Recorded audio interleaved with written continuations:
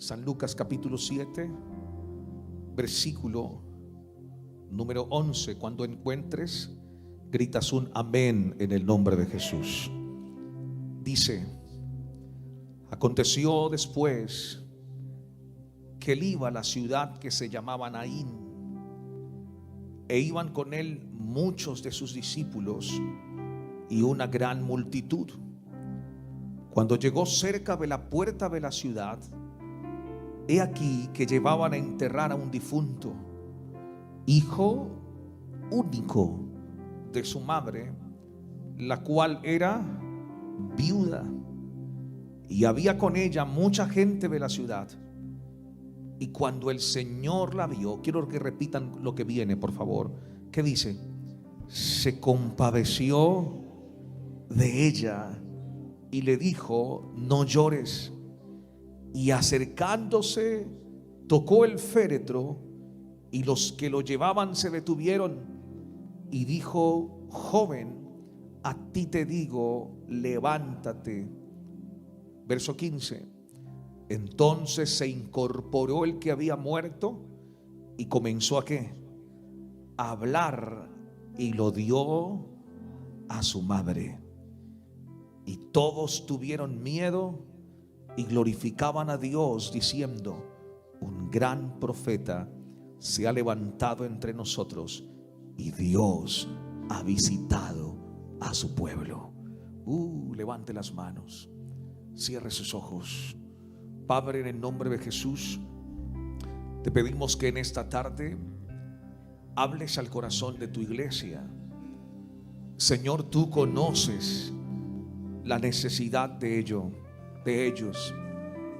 Que esta palabra pueda preparar el corazón, el alma y la fe para recibir lo que tú tienes para nosotros el día de hoy. Sí, Espíritu Santo, háblanos, enséñanos tu palabra, en el nombre de Jesús. Gracias, Señor. Amén. Amén. Siéntese, tome su lugar, desocupe sus manos. Vamos, levante un aplauso al Señor. El mejor que puedas ofrecer para Él. A su nombre. Todos los que estamos aquí, en algún momento de la vida vamos a necesitar un milagro. Incluso muchos de los que hoy están en este lugar vinieron porque necesitan un milagro de Dios. Pero debemos hacernos una pregunta: ¿para qué necesito un milagro? ¿Alguna vez ha preguntado eso? ¿Para qué necesito un milagro? Y ese interrogante nos lleva a realizar otro: ¿cuál es el propósito de ese milagro? ¿Cuál es el propósito y la intención de ese milagro? Mediten esas dos preguntas mientras escucha lo que viene. Durante todo el transcurrir de la Biblia vamos a encontrar grandes registros de milagros que el Señor hizo.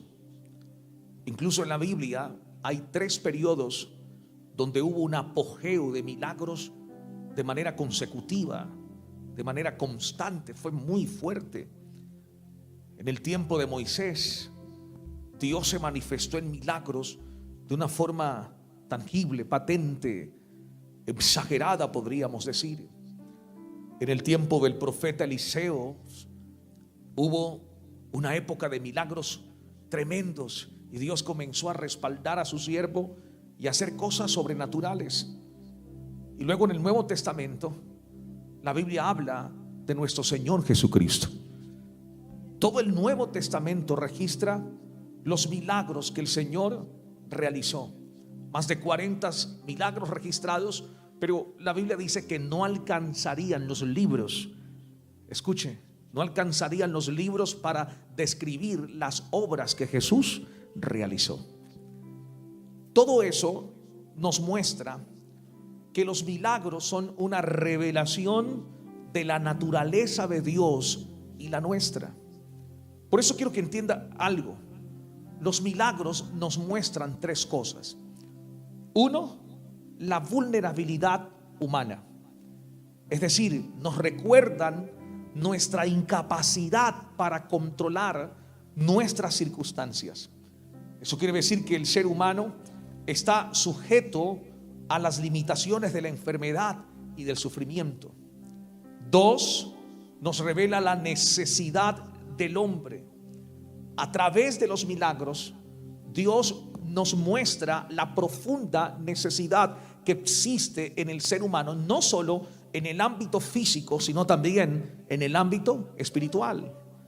Es por eso que usted encuentra a gente que urge de una intervención divina, recurriendo a fuentes para calmar esa sed espiritual. Y cuando están en una condición terrible, muchos van ¿a dónde? A los brujos, por ejemplo, van a los hechiceros, otros recurren a la ciencia médica y otros vienen a Dios. Todo esto muestra la necesidad constante que hay en el hombre de provisión, no solo para el cuerpo, sino también para su alma. Pero lo tercero es interesante.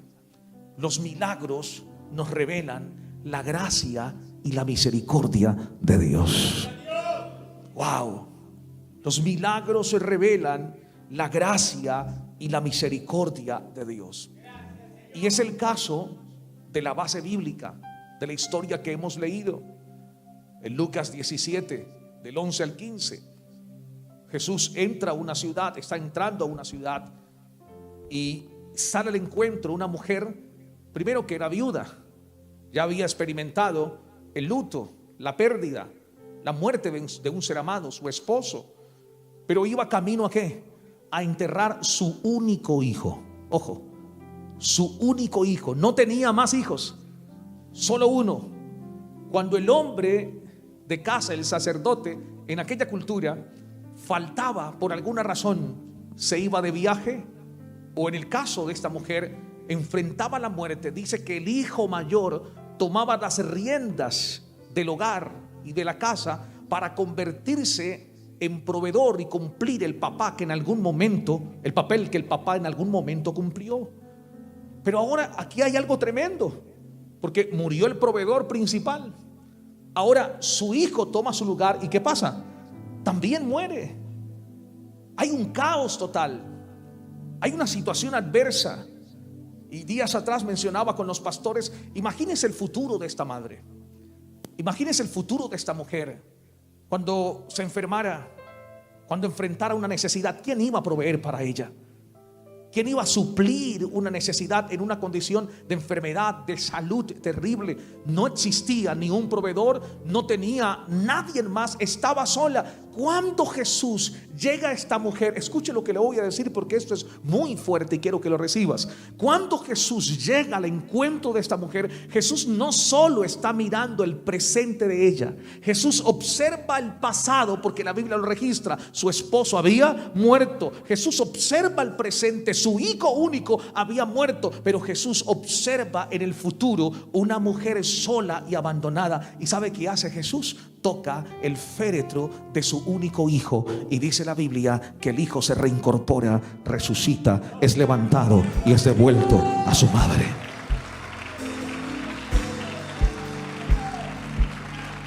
¿Alguien puede celebrar eso, por favor? Eso es para celebrar, para gritar, para levantar las manos, para decir gloria a Dios. ¡Woo! Precioso. Pero escuchen, aquí viene algo tremendo. Gracia y misericordia de Dios. Les pregunto, ¿esta mujer salió al encuentro de Jesús para pedir un milagro? Esta mujer se postró. ¿Recuerdan al ciego Bartimeo? Gritando: Jesús, hijo de David, ten misericordia de mí. ¿Se acuerdan? ¿Se acuerdan de la mujer del flujo de sangre diciendo: si tan solo tocar el borde de su manto, seré salva? ¿Recuerdan al paralítico de Betesda diciendo: no tengo quien me meta en el estanque?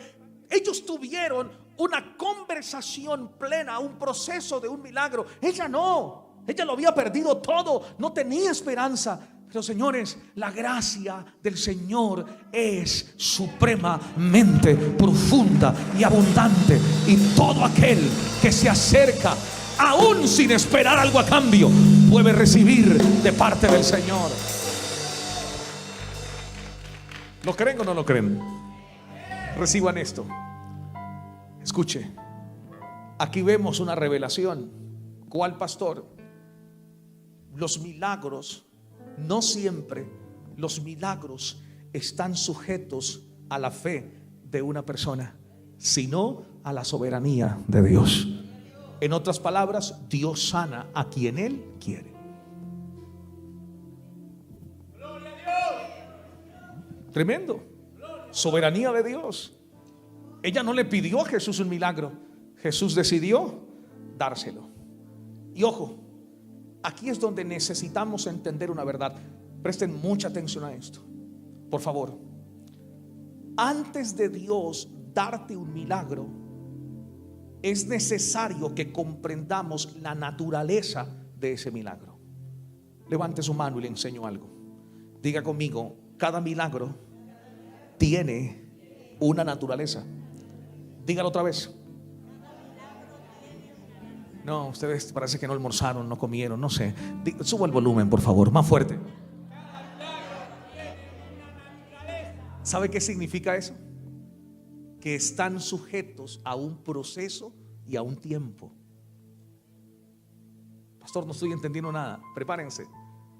Cada milagro tiene una naturaleza. Quiere decir que están sujetos a un proceso y a un tiempo. Si usted logra entender esto hoy, ruego al Espíritu Santo que esta palabra sea revelada a su corazón, porque si usted logra entender esta verdad, su corazón sentirá paz. ¿Por qué? Porque mucha gente dice: ¿por qué Dios sanó a tal persona y por qué Dios no me sanó a mí? ¿Por qué yo vine al día de mi milagro y míreme, me voy igual? No pasó nada conmigo, no sucedió nada en mi cuerpo. ¿Acaso Dios hace acepción de personas? No, es que el milagro está sujeto a un proceso de acorde a la soberanía de Dios. Se lo voy a decir de esta forma: a veces el milagro no sucede de manera inmediata, sino que Dios prepara a la persona, la situación y el entorno para que ese milagro ocurra. Esto es muy fuerte. ¿Por qué, pastor? Reciban esto. Hay milagros donde Dios te pide primero hacer ajustes en algún área de tu vida. Dile eso a alguien, por favor, ayúdeme a predicar. Dile: hay milagros donde Dios te pide hacer ajustes en algún área de tu vida. Entonces, míreme, hay gente que Dios quiere hacer un milagro hoy, pero su corazón está endurecido. Entonces Dios tiene que pasarlos por un proceso para tratar con el corazón de ellos. Y en la Biblia lo encontramos. Allá en Segunda de Reyes, en el capítulo número 5, la Biblia habla de un hombre llamado Naamán. ¿Alguna vez ha leído esa historia? Ese milagro estuvo sujeto a un proceso. Dice que era un general del ejército de Siria, varón grande delante de su Señor, era tenido en alta estima. La Biblia incluso dice que Dios le había dado batallas tremendas a favor de Siria por medio de él, y era valeroso en extremo. Pero había un problema que tenía: era leproso, dice la Escritura. Solo imagínense, alegoricen por favor un momento. Después de las grandes batallas, de las grandes conquistas, y llegar a casa y quitarse su armadura y pararse frente al espejo y tener que ver la realidad de su vida.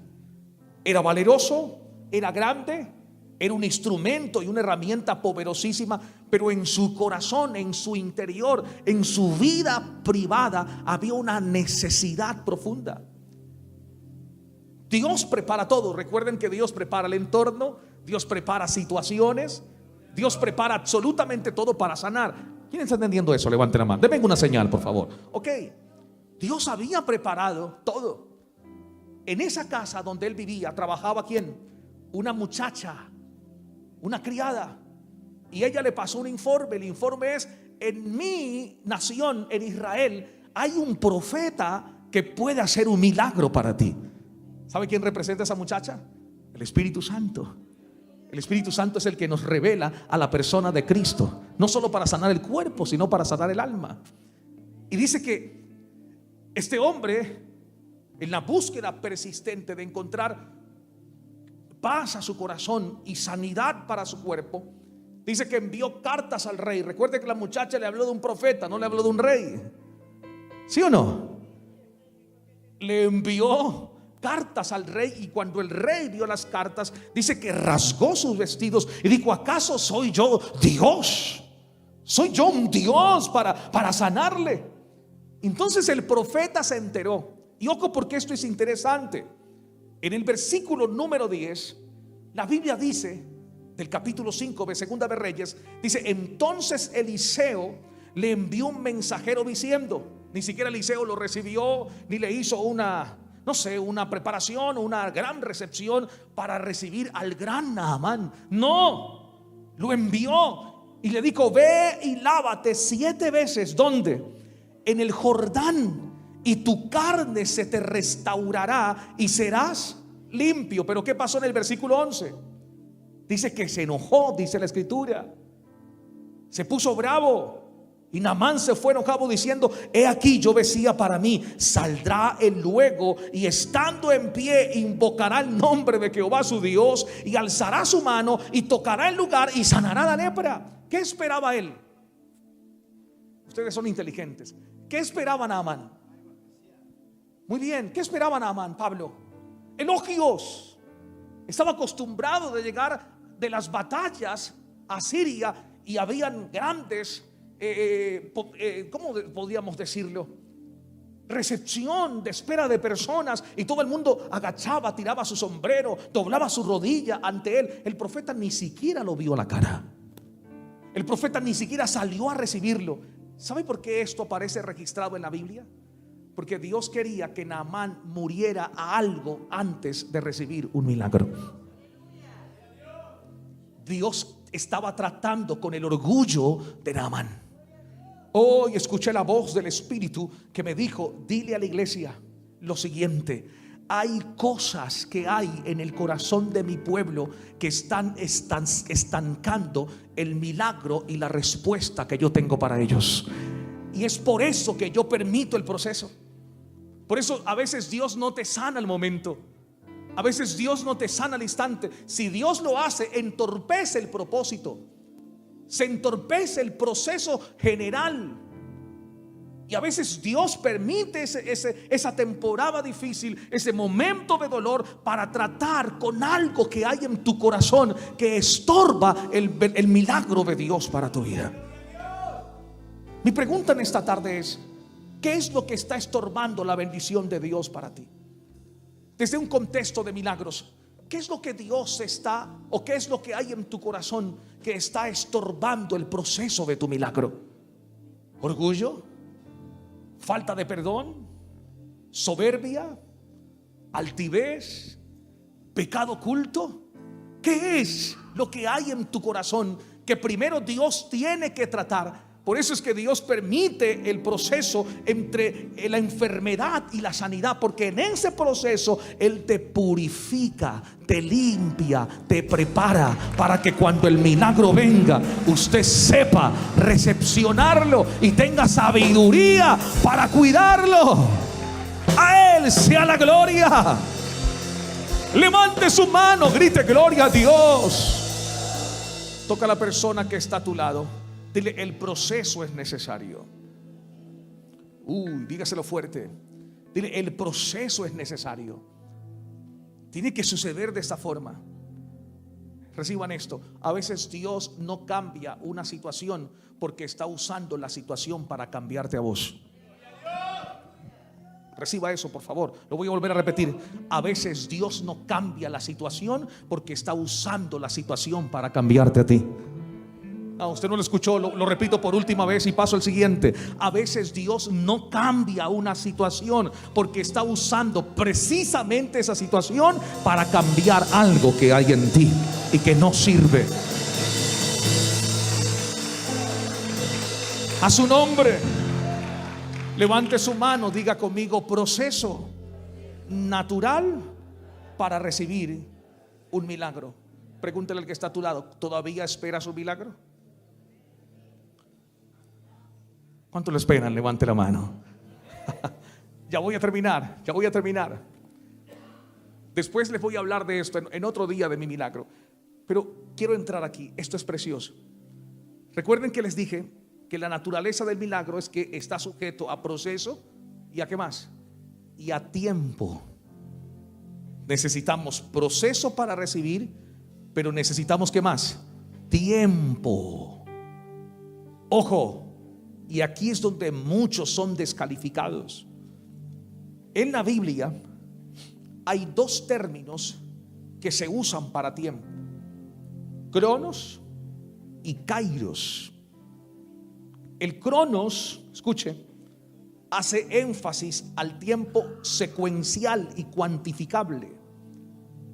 El kairos hace tiempo o hace énfasis al tiempo oportuno y cualitativo. Entonces, cuando yo uso el término cronos, hago referencia al tiempo cronológico o lineal. Por ejemplo, el día, ¿cuántas horas tiene? ¿Cuántas? 24. ¿Cuántos días hay en la semana? 7. ¿Cuántos días tiene un mes? 30 o 31 o viceversa. ¿Cuántos días tiene un año? 365. Y cuando es bisiesto, ¿cuánto? 366. Ese es el tiempo cronos. Nosotros nos movemos en ese tiempo. Quiero que entienda esto. Nosotros nos movemos en ese tiempo, trabajamos en ese tiempo, operamos en ese tiempo natural. Dios no se mueve en ese tiempo. Dios no trabaja en ese tiempo. Dios no opera en el tiempo cronológico. No, Dios opera en su tiempo, el kairos. ¿Cuál es el kairos?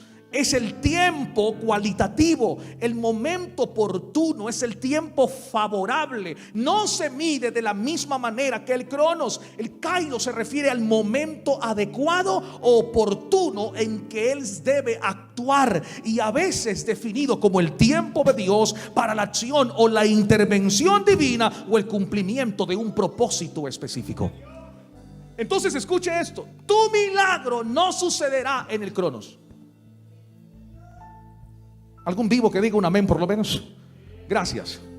Tu milagro no va a suceder en el tiempo cronos, jamás. No esperes que Dios trabaje en ese tiempo, porque no será. Por eso mucha gente viene a la iglesia y no fue sana y me voy, y no vuelve a la iglesia, deja de buscar al Señor.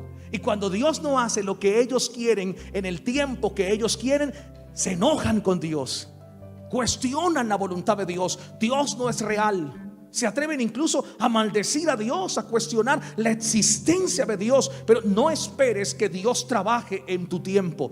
Para Dios un día pueden ser 1000 años, y 1000 años pueden ser un día. Pero tengo una buena noticia: cuando tú permites que el Señor trabaje en su tiempo, por favor reciba esto en el nombre de Jesús. Cuando tú permites que Dios trabaje en su tiempo, la Biblia dice que todo será hermoso en el tiempo de Dios. Será perfecto, bueno y agradable. Deje que Dios trabaje en su tiempo oportuno para que las cosas sucedan dentro de su voluntad y dentro de su propósito.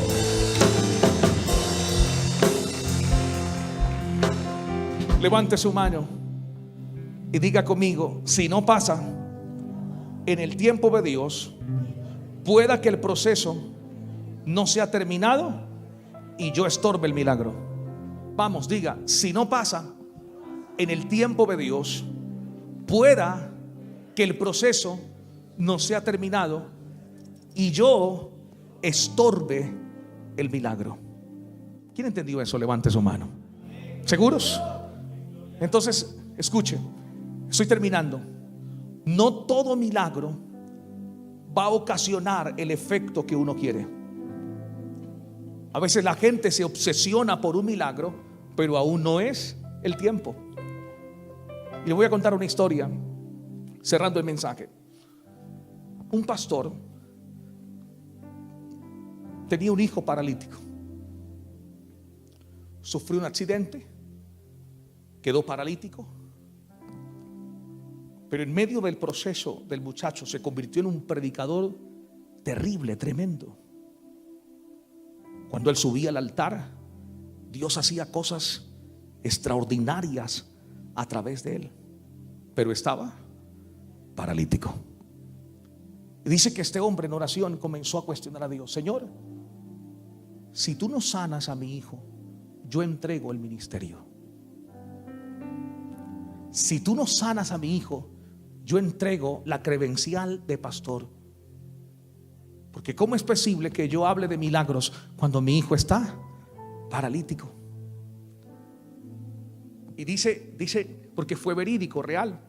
Él estaba orando en una habitación, hablando con Dios y desafiando al Señor: Señor, si tú no lo sanas, yo entrego el ministerio. Y dice que una mujer de otra iglesia vino y visitó a su hijo, oró por él y el hijo se levantó. Dios lo sanó. Dios hizo un milagro tremendo. Después de muchos años, el muchacho comenzó a caminar. Pero algo pasó. Escuchen esto, algo pasó. Cuando el muchacho comenzó a caminar y se dio cuenta de la libertad que comenzó a sentir, a experimentar, comenzó a dejar de ir a la iglesia. Se enfrió, dejó de buscar a Dios, se apartó y terminó en una cárcel, privado de la libertad por un robo de un banco. Ese mismo pastor que le reclamó a Dios diciéndole por qué no levantaba a su hijo, es el mismo pastor que un día dijo: me arrepiento de que mi hijo haya sido sano de la parálisis, porque prefiero a mi hijo paralítico en un altar predicando el evangelio que sano metido en una cárcel.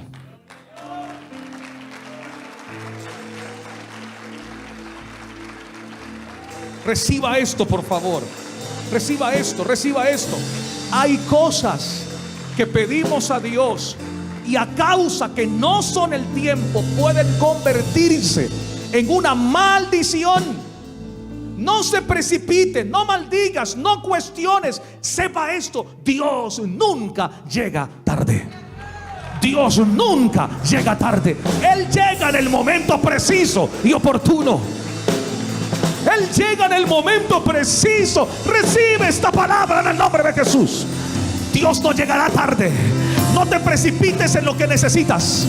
No te precipites y no te adelantes al proceso. Termina tu proceso, porque cuando termine tu proceso tendrás tu milagro en el nombre de Jesús. ¿Quién recibe esto hoy? Sacuda a alguien con violencia, métase en problemas. No se preocupe, si se enoja, dice: después del culto arreglamos. Pero sacúdalo y dile así: no te adelantes al proceso. No te precipites. Resiste, soporta. Todo en el tiempo de Dios es hecho hermoso y perfecto. Todo en el tiempo de Dios es precioso. ¿Recibir esto, sí o no?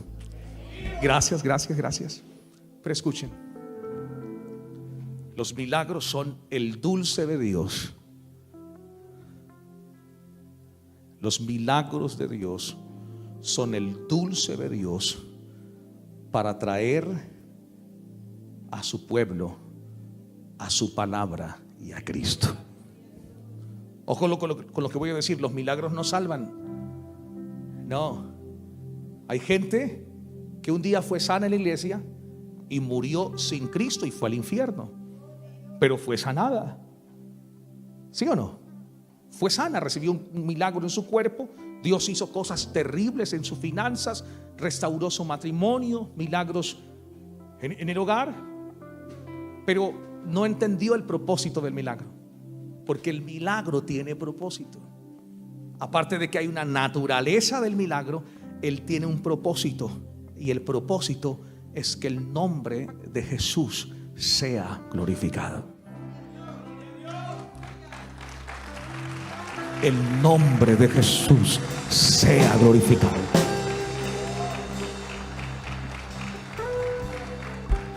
Llamaron a Jesús: Jesús, el que amas está enfermo, está a punto de morir.